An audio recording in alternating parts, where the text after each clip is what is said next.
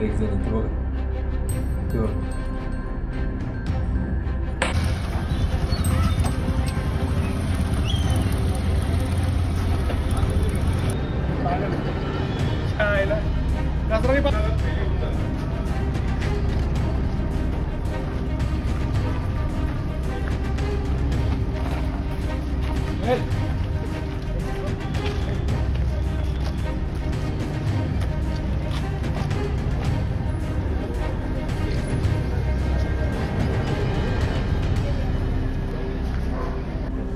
नमस्कार, माझं नाव कोमल आणि मी राहणारी स्थायिक इथलीच देवगिरी नगर।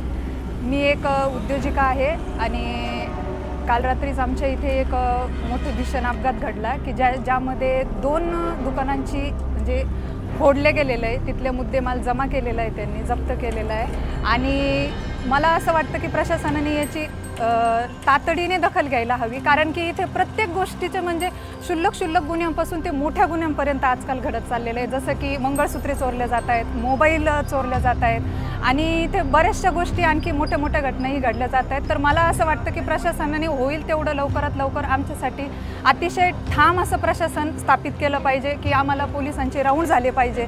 आम्ही ज्यावेळेस दुपारच्या टाईममध्ये इथे दुकानावर असतो तर आमच्यामध्ये एक भीती असते की जर ही घटना आज दुसऱ्यांसोबत घडलेली की ही उद्या आपल्यासोबत घडू शकते। या कारणामुळे आम्ही आमचा स्वतंत्रपणे जगू शकत नाही किंवा आमचा धंदा आम्ही पुढे नेऊ शकत नाही। पण फक्त माझी एवढीच प्रशासनाला विनंती आहे की कृपया करून तुम्ही जनतेच्या संरक्षणाचे जे तुम्ही शपथ घेता ती निभवा आणि तुम्ही आमच्यासाठी संरक्षण ठामपणे ठेवा, हीच आमची विनंती। धन्यवाद। माईकचं नाही।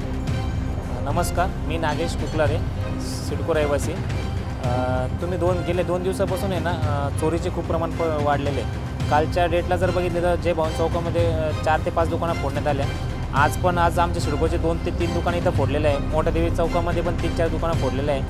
नेमकं हे रोजच चोरीचं प्रमाण जास्त झालेलं आहे आणि माझं तर एक प्रशासनाला एक पोलिसांना एक विनंती आहे की तुम्ही जितकं होईल तितकं पोलिसांच्या गाड्या नाईट राऊंडला फिरवा किंवा पोलीस ग्रस्त घाला आणि नॉर्मली ते चोर नसूल असं तरी वाटतं की चोर नाही, कारण त्यांच्या हातामध्ये खूप मोठे शस्त्र आहे। शस्त्र असं म्हणजे आरोपी न म्हणता येईल, त्यांना एक चोर म्हणता येईल किंवा डाकू गुन्हेगार म्हणता येईल आणि कदाचित एखाद्या दुकानमध्ये एखादा कामगार वर्ग झोपलेला असतो, कदाचित त्याच्यावर ते चोरीचं सोडा पण निदान त्याच्यावर प्राणघात हल्ला झाला तर याची जबाबदारी कोण घेणार आहे। तरी प्रशासनाने लवकरात लवकर या गोष्टीचा खूप लवकर आळा घालावा आणि चोरांना पकडून देण्यात यावे। आणि गेल्या काही दिवसापूर्वी आम्ही पोलीस चौकीची मागणी केलेली आहे, आमच्या सिडकोमध्ये एक पोलीस चौकी, पण त्या पोलीससाठी ते म्हणतात की आमच्याकडे कर्मचारीच नाही। नेमकं हे असं काय होतं आहे? लवकरात लवकर पोलिसांनी ह्या गोष्टीवर लक्ष घालून आम्हाला ह्या सर्व काही गोष्टी आहे त्यातून आम्हाला सोडण्यात यावे, कारण की व्यापारी खूप प्रमाणात घाबरलेले आहे बायनगरचे